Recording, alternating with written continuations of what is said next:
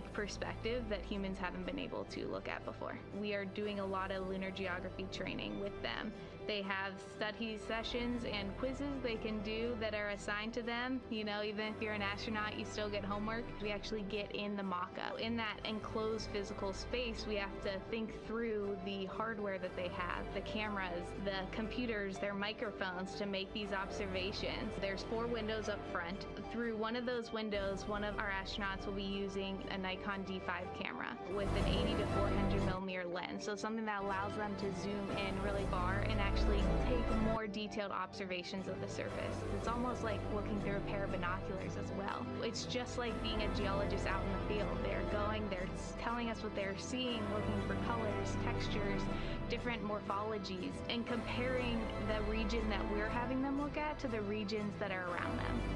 We have a science team that is planning the targets that are going to be observed, putting them all on the timeline of how they're going to be observed, and then taking the first look at the data when it comes down. The Apollo astronauts were only on the moon for 300 hours total, and they only went to the equator.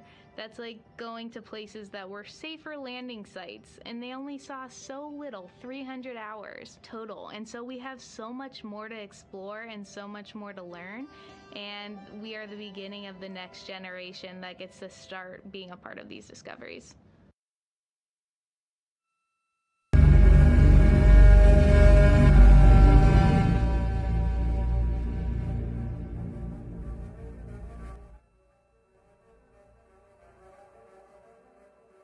We are now 4 minutes and 28 seconds until we expect to regain communications with the astronauts flying aboard Orion on the Artemis 2 mission. They are now flying behind the moon.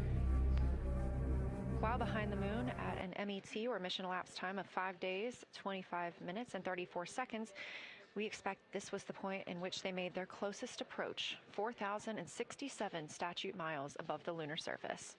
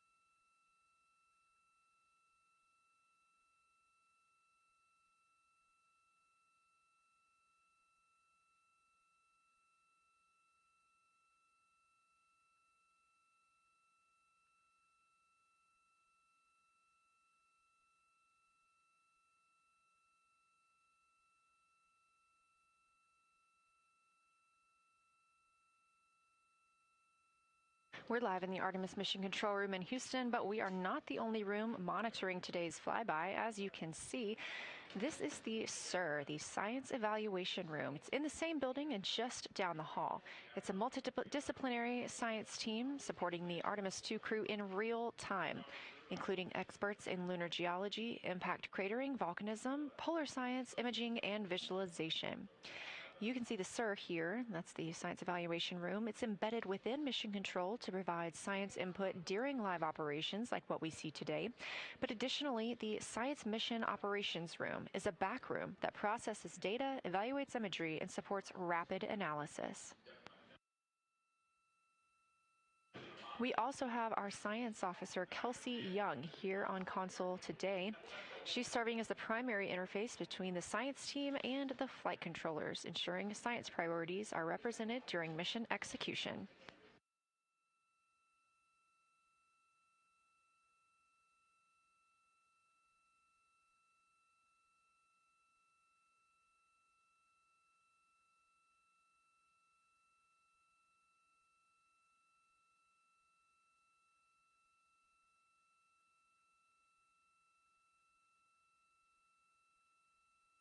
Coming up on 1 minute and 36 seconds until we contact Orion.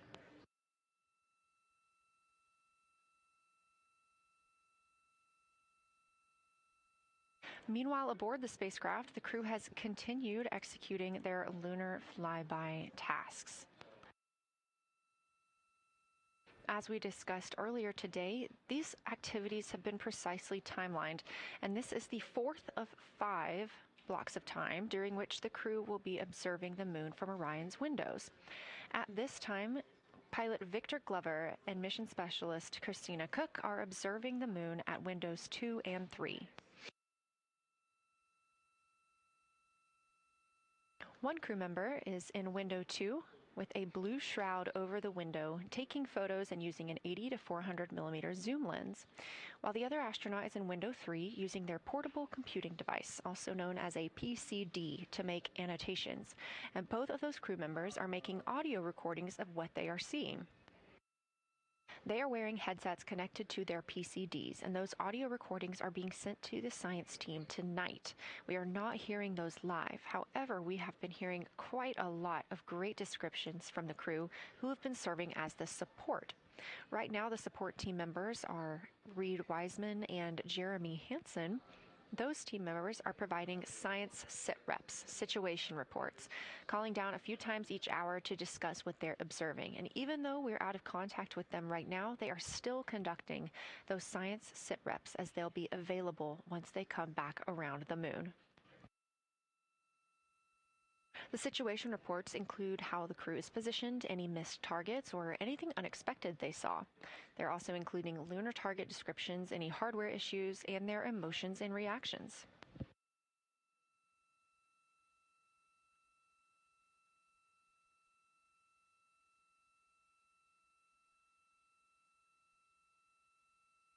Again, we are standing by to acquire signal from the Orion spacecraft.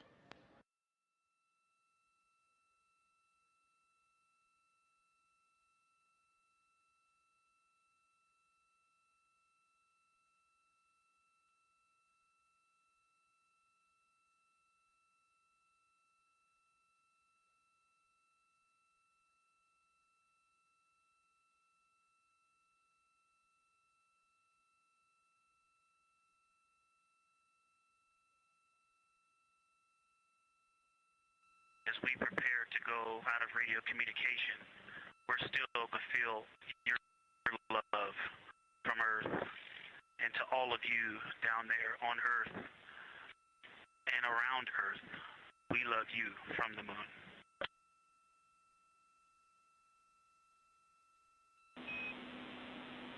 Houston copies. We'll see you on the other side. And so we're in the Artemis Mission Control Room at Johnson Space Center, getting our preliminary contact with Orion, that acquisition of signal coming after a 40-minute loss of signal, during which the crew was flying behind the moon, out of contact with anyone on Earth.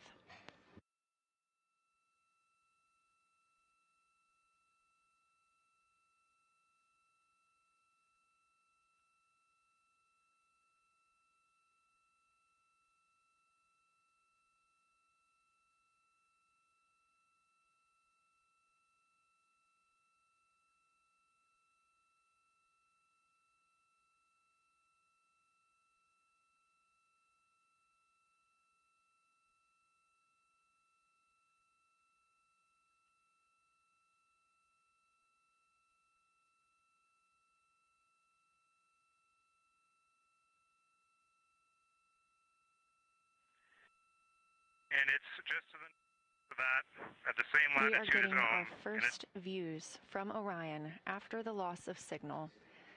Orion has come back around the other side of the moon, and that little crescent that you see is Earth, over 252,000 miles away.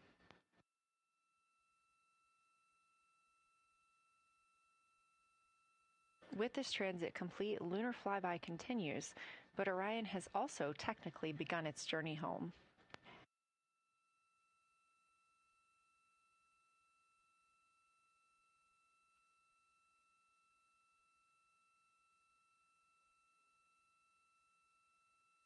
Right now, the crew are getting a few moments to enjoy and take photos of Earthrise for themselves, and we expect to contact them shortly.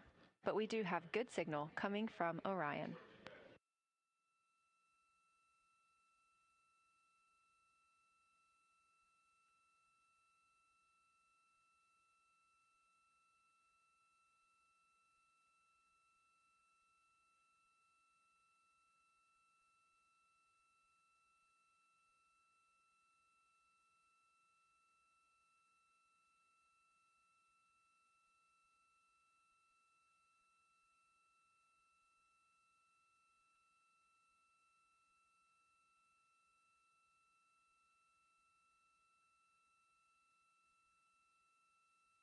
This view from inside the Orion spacecraft, all 4 astronauts now back on the other side of the moon and in contact with us on Earth.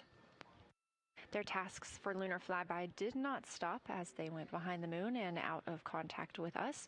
We anticipate during that time they were attempting to image some impact flashes, short-lived flashes on the lunar surface, which would be caused by impact bombardment and potentially even lofted lunar dust. Right now, of course, they are getting pictures of Earthrise. After this target, they will get a short observation break. It's about an hour long, actually. Houston, integrity, comm check. Integrity, we have you loud and clear. How many?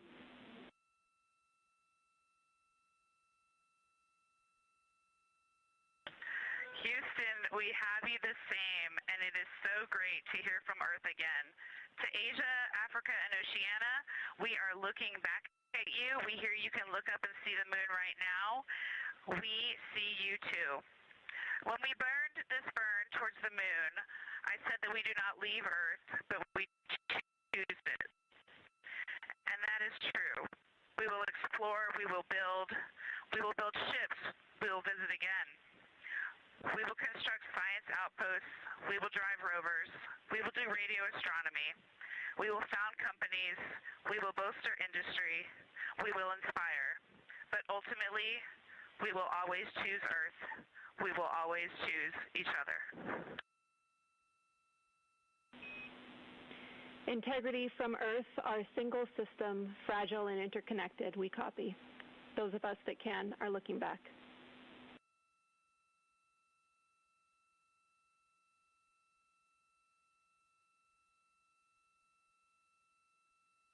We are happy to say we copy.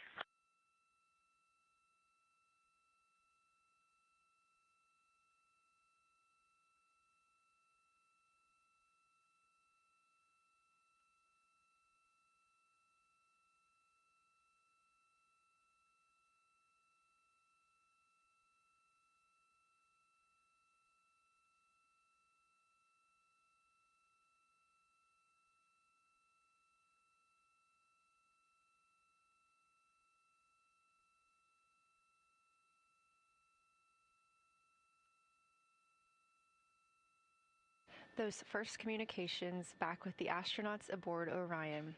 Christina Cook calling back to what she said just before translunar injection burn, that with this burn, we do not leave Earth, we choose it. The translunar injection burn served as not only what put them on this trajectory to fly around the moon, but what also committed them to splashing down in the Pacific Ocean on Flight Day 10.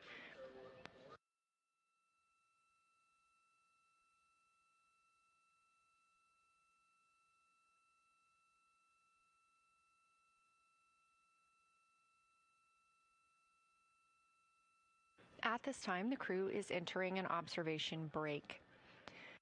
We expect this to last about an hour, and it's probably a welcomed break following their very, very busy day taking pictures, making annotations, making audio recordings, and communicating all of the wonderful things that they are seeing on the moon. This observation break is also partially due to the fact that we will be entering an eclipse later. This will be the first solar eclipse that humans have seen from the moon. The astronauts will need to wear eclipse glasses for the first 2 minutes until the sun is completely covered by the moon, and then they have additional targets that the science team is hoping that they will photograph. We will have communications with them during that eclipse time frame. Because of that eclipse, Orion's attitude must be changed right now so that its solar arrays are in the sun. This will help it charge the batteries needed to power it through that eclipse time frame. This view on your screen is a visualization. The spacecraft now 4,224 miles away from the moon, and that number will now continue to grow, while the number of distance from Earth, 252,699 miles, will continue to shrink all the way until our crew is back home.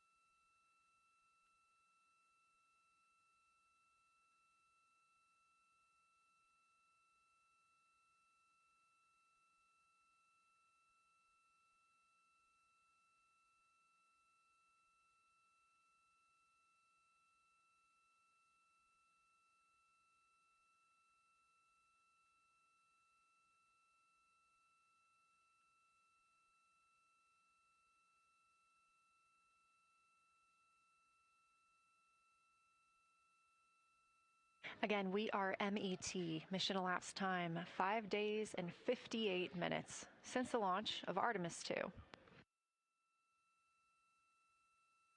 We have reestablished communications with the crew and the Orion spacecraft, now entering a little bit of a break while they are out of visibility, or the moon is out of their visibility.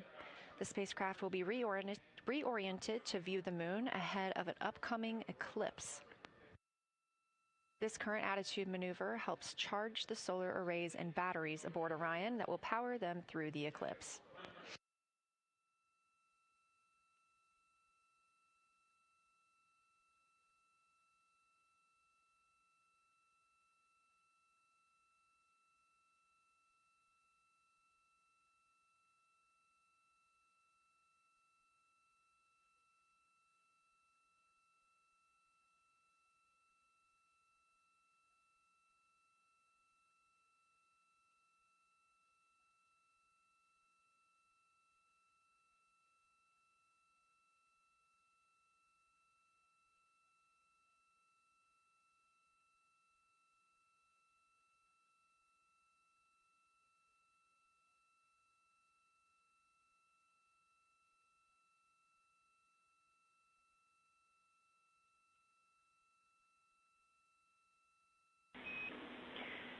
Integrity, Houston.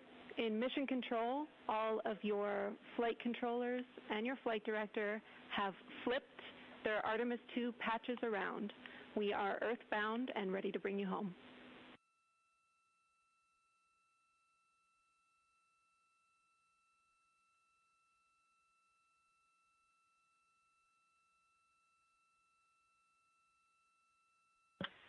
That's great.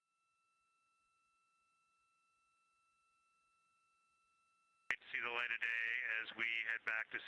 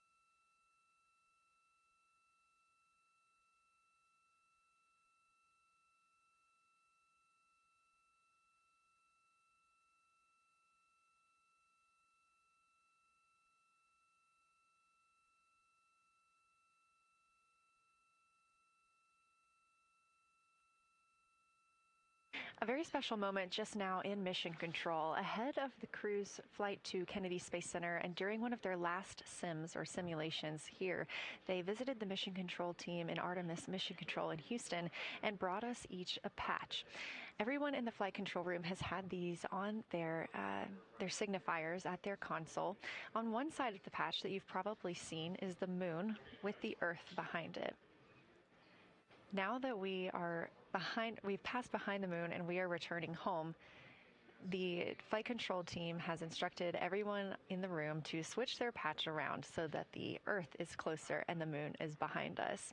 We are really looking forward to seeing the Artemis II crew. And the Capcom, Jenny Gibbons, did call that update up to the crew that the flight control team here has turned their patches around, as was instructed by the crew during that last sim. And we are counting down the days until they get home. They are now 5 days, 1 hour, and 3 minutes mission elapsed time into the Artemis II mission.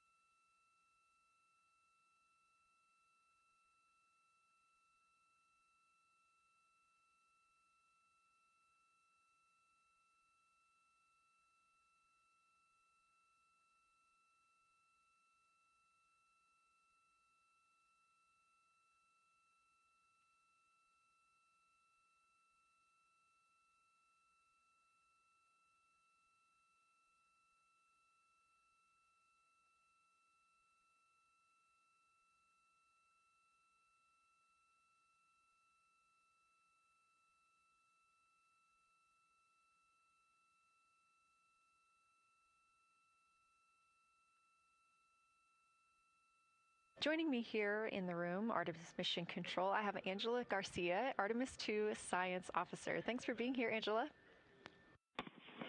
It is an honor to be here. What a day. Everyone's been buzzing. I can't contain myself. So it's been a really awesome day. So you're sitting on console at the Science Console now. Have you been in the SIR earlier today?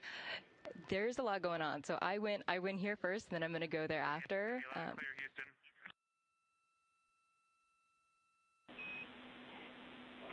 All right, Integrity, we hear you. That was a little clipped, but I think we have a better link now. We experienced some blockage from a solar array. We moved it, and we are in bias tail to sun.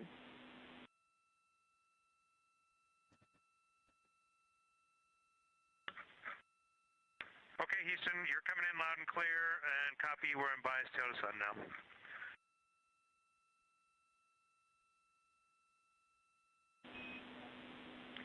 Affirm and Integrity, just so you know, we did not hear your response once we flipped our patches. Jeremy, we heard you call down, but you were clipped, and then we briefly lost comm. Glad we're back.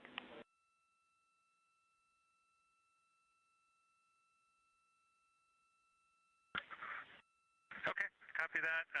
We were just excited that we got to share in that you, the MER, and Mission Control have flipped your patches around, and that side of the patch is getting to see the light of day. Thanks for sharing that with us. Our pleasure.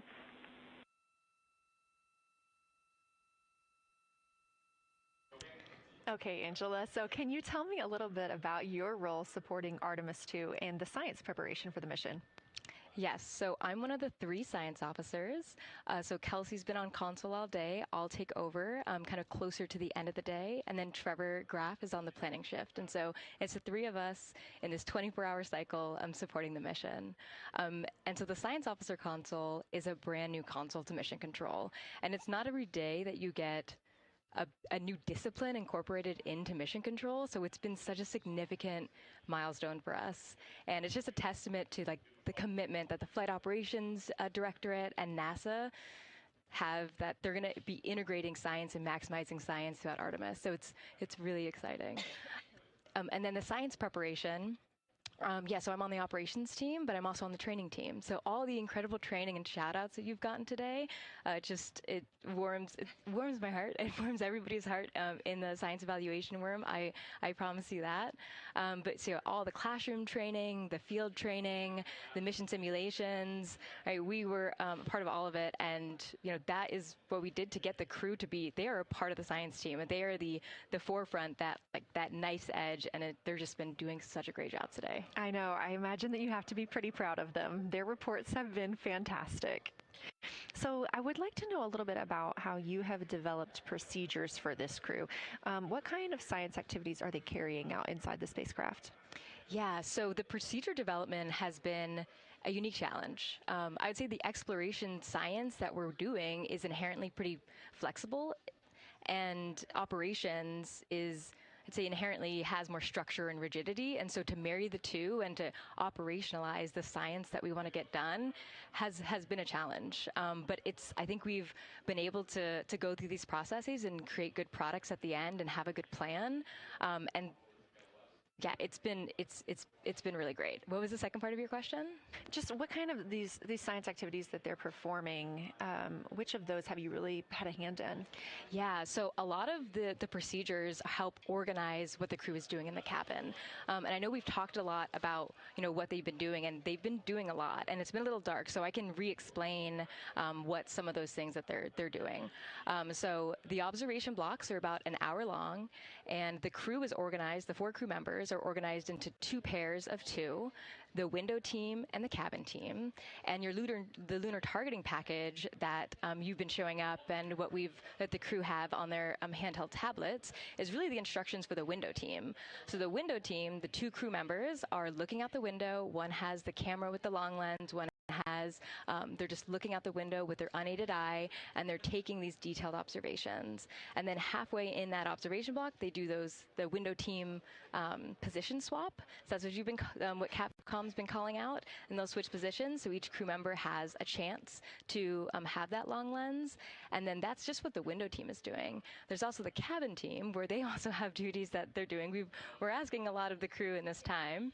And then the cabin team, they have the interior camera, and they're taking images inside the cabin. They're also supporting the window team, where, you've heard some call outs where looking out at the bright moon and then looking inside the dark cabin and looking at their LED screen is a lot. So the cabin team is also helping support, target, and guide the window team into specific targets on their plan. They're also helping call out these science situational reps. So they're looking out a different window and listening in to what the crew who are really down and in the science on the window team are doing, and they're giving us insight. And those recordings that the window team is doing are going to be uplinked or downlinked overnight, and we're going to be able to chew on that data. But yeah, they're helping. They're doing a lot. And so making sure we have a plan that's flexible, but also make sure that we check off all those boxes was really important. So tell me a little bit more. You talked earlier about the analogs that the crew has done. What kind of analogs or environments were really useful for this? Yeah, so for procedure development, right, you have so many different environments that you can do. You have classroom, like we said, you have the Orion mock-up, you have simulations, and at least for developing the plan, we kind of did it in a tiered approach, because each of those different analog environments helps us answer a slightly different question and has a little bit of a higher fidelity. So we would start with the classroom. So we would we would just get into a classroom, we would put all the hardware on the table, and then we'd almost role play of like, you be Victor, you be Reed, you be Jeremy, and I'll be Christina, and like, let's just do the plan how we think we should do it. Write that down, and then just keep iterating on that, and then Integrity Houston for a tag up pre-forward link LOS in place of the Flight Director Conference.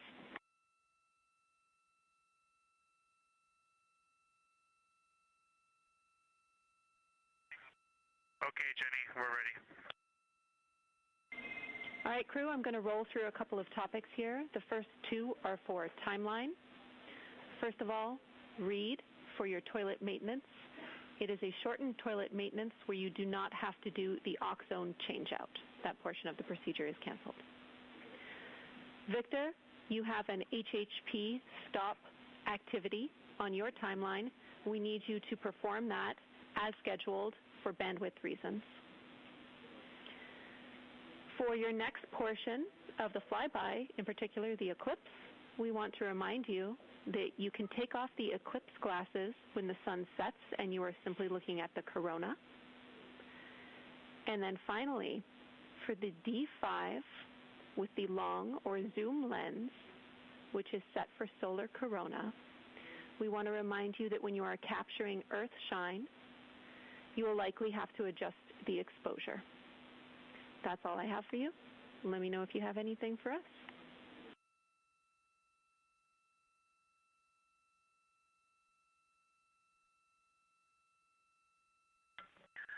Okay, Houston, we copy all. Thanks for those words, Sydney.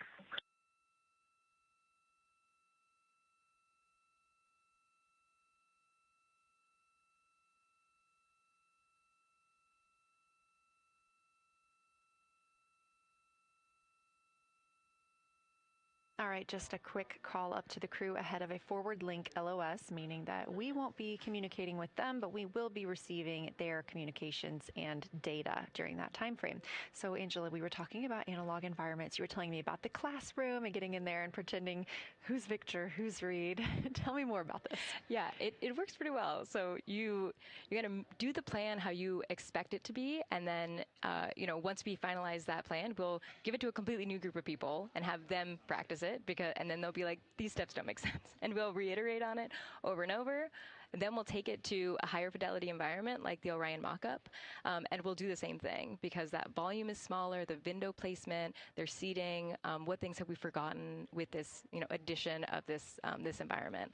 And then once we reiterate on that, we'll take it then, we'll give it to the crew and have them execute off of it during mission simulations. That's the highest fidelity that we can do before we send it to space. So this is the first time we've had to do this because we're a brand new console, and it just sparks so many neurons of like, how are we going to do this for surface missions and integrate this in so many different ways. So excited to have kicked off this process, but there's so much more to come. Fascinating. And I think it was really well thought out too, because each crew member gets an opportunity to do each task. And so you're getting different perspectives and different insights from each crew member, maybe even about the same target, but something that one person sees could be completely different than something another person notices.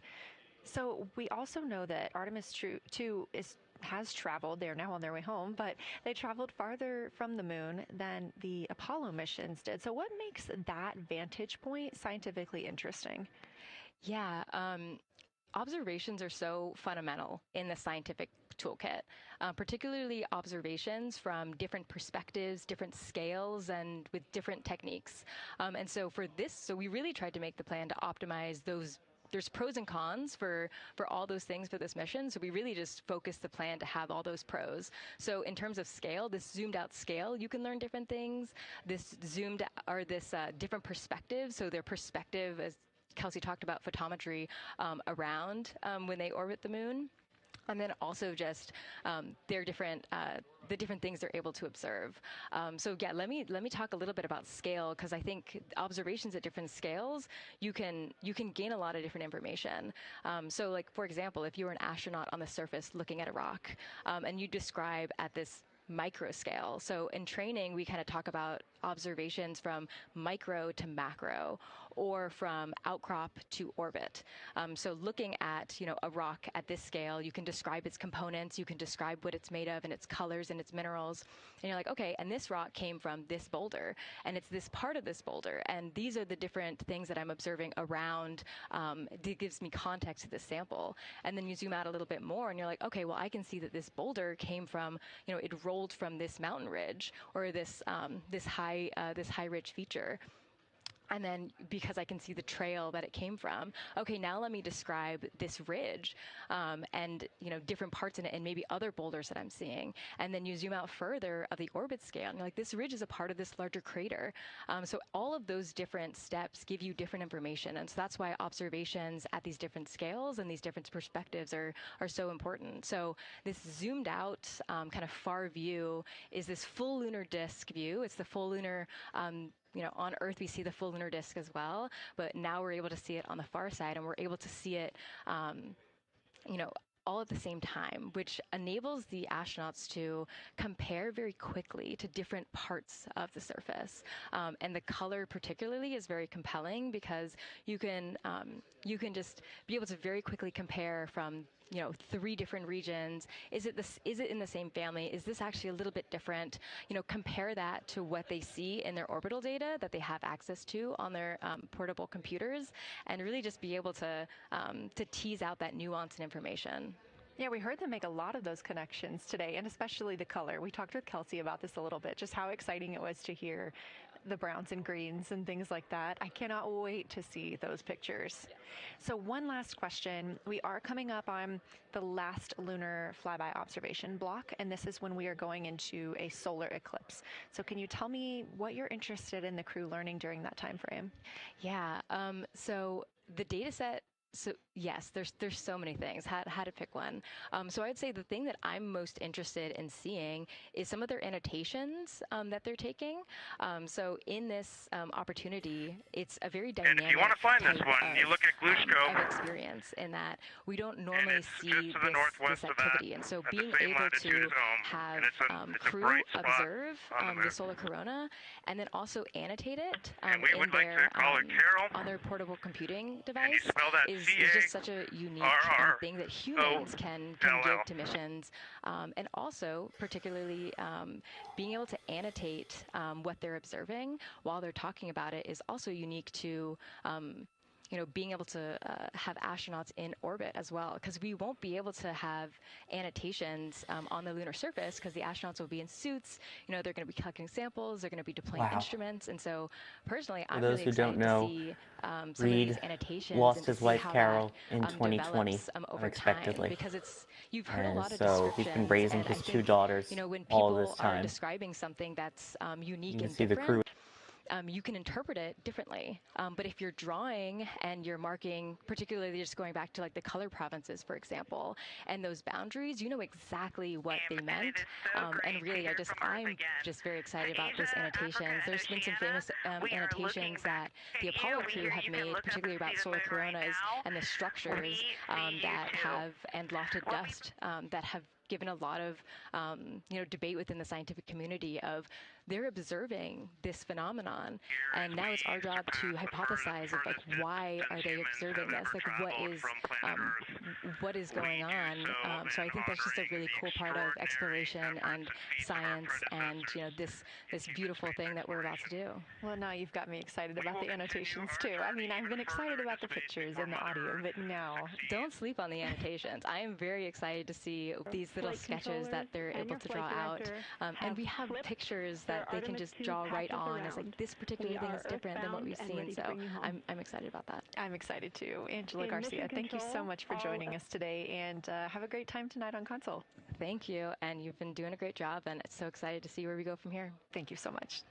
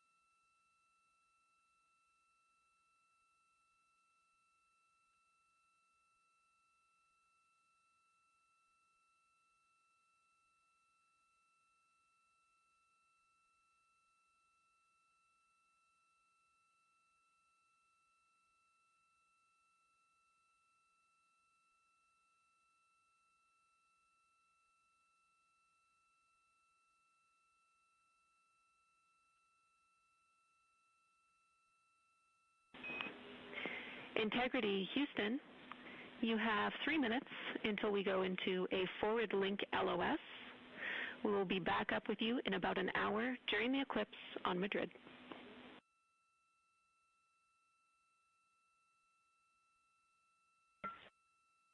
Thanks for the heads up. Look forward to seeing you on the other side. Likewise.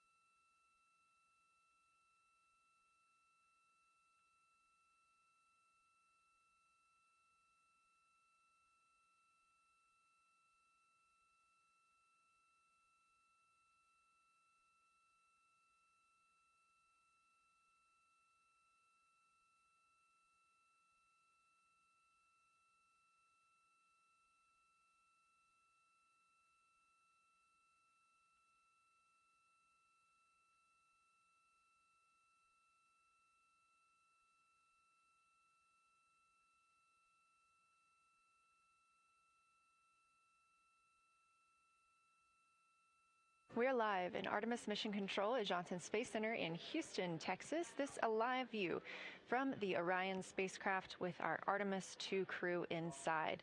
That's Reed Wiseman, Victor Glover, Christina Cook, and Jeremy Hansen. We are still live for our lunar flyby coverage. The crew is in a short break while the spacecraft is pivoted away from the moon. We are going to be going into a solar eclipse. This is the first time anyone has ever seen a solar eclipse from the moon. So it's going to be a unique vantage point for our crew. But ahead of heading into that solar eclipse, we need to charge the batteries on the Orion spacecraft. Therefore, we have positioned the solar arrays into the sunlight to allow time for those batteries to charge. We will get back pointed at the moon just in time for that solar eclipse. We are also in a forward link LOS. What that means is essentially we cannot send calls or commands to the crew right now from the ground. However, we clearly get all of their data and communications. The spacecraft is now 4,632 miles away from the moon, and that number will only continue to grow as the distance from Earth shrinks, now 252,523 miles away. Our closest approach to the moon today was approximately 4,067 statute miles in altitude. Our maximum distance from the Earth is suspected to be 252,756 statute miles. Both of those moments came while Orion was flying in their loss of signal time frame behind the moon. The crew also set that new record today, beating the Apollo 13 record of distance from Earth. This is an animation or a visualization that you can track anytime, day or night, by visiting nasa.gov/track Artemis. This shows you how the spacecraft is positioned as well as their distance and velocity, now traveling 930 miles per hour.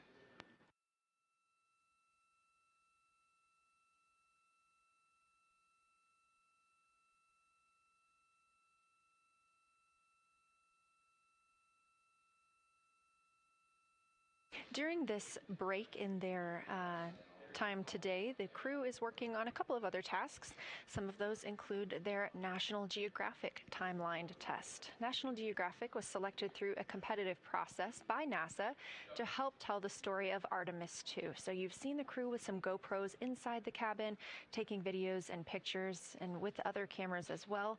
National Geographic plans to leverage its portfolio of media assets, including magazines, social and digital content, and television programming for engagement opportunities.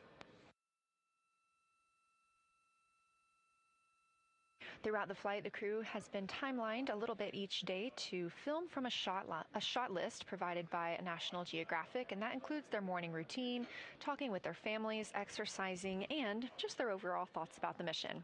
And I cannot wait to see that footage.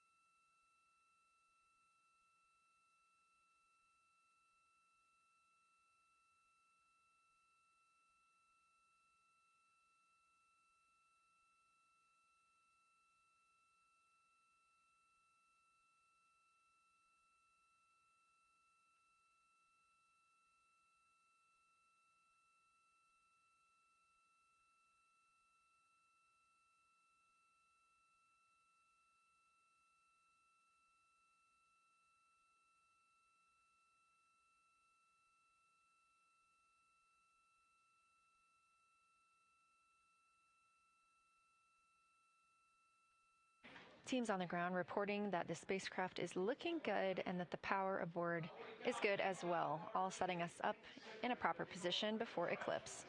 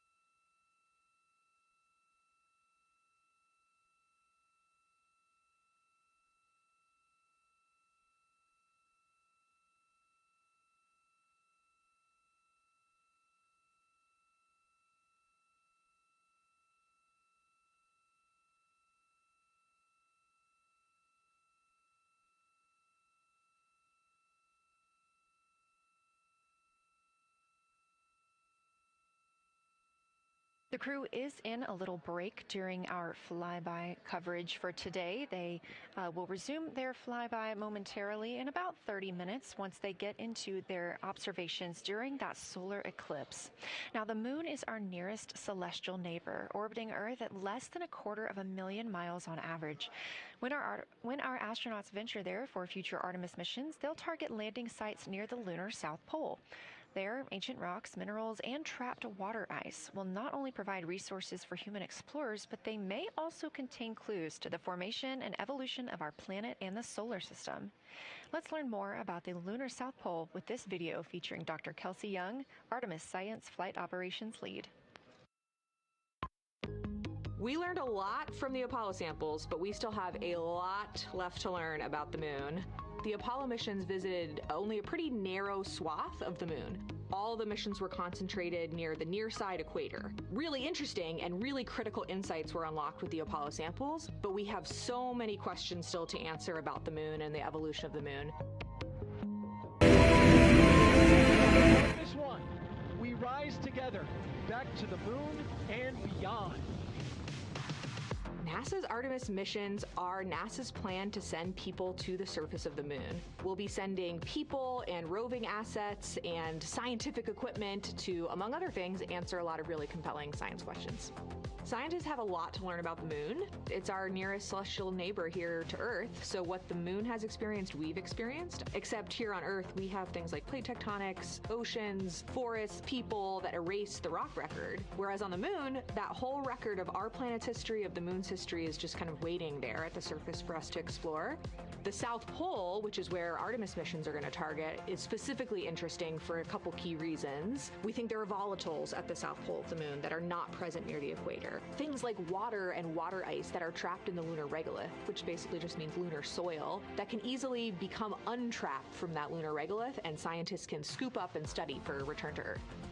The lunar South Pole is a really exciting scientific target, and it also comes with some challenges for operating. For example, the lighting environment will change drastically within the course of one mission, and even over sometimes the course of one spacewalk. So preparing the crew members, preparing the hardware that we're sending to the moon, and preparing the mission control teams is really, really important.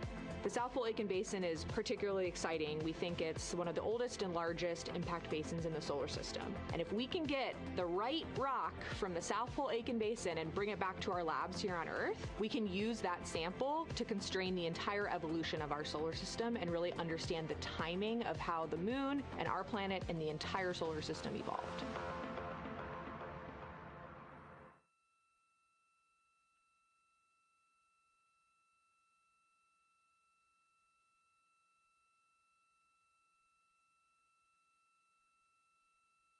You're looking at a live view aboard the Orion spacecraft of the Artemis 2 crew, working in the middle of one of their breaks, or really their only break today, during this lunar flyby period. Coming up next will be that solar eclipse.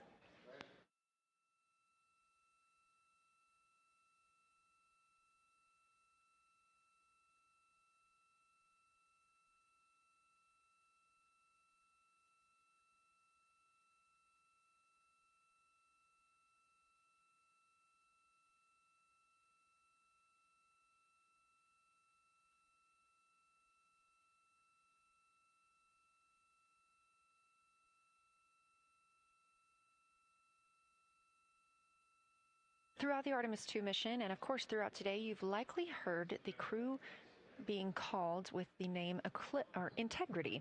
The Artemis 2 crew members named their Orion spacecraft Integrity during a news conference September 24th, 2025. The name Integrity embodies the foundation of trust, respect, candor, and humility across the crew and the many engineers, technicians, scientists, planners, and dreamers required for mission success. They said this name is also a nod to the extensive integrated effort from the more than 300,000 spacecraft components to the thousands of people across the world that must come together to venture to the moon and back, inspire the world, and set the course for a long-term presence at the moon. The crew also said that integrity is rooted in a shared core value of NASA, the agency's astronaut office, and the CSA, the Canadian Space Agency.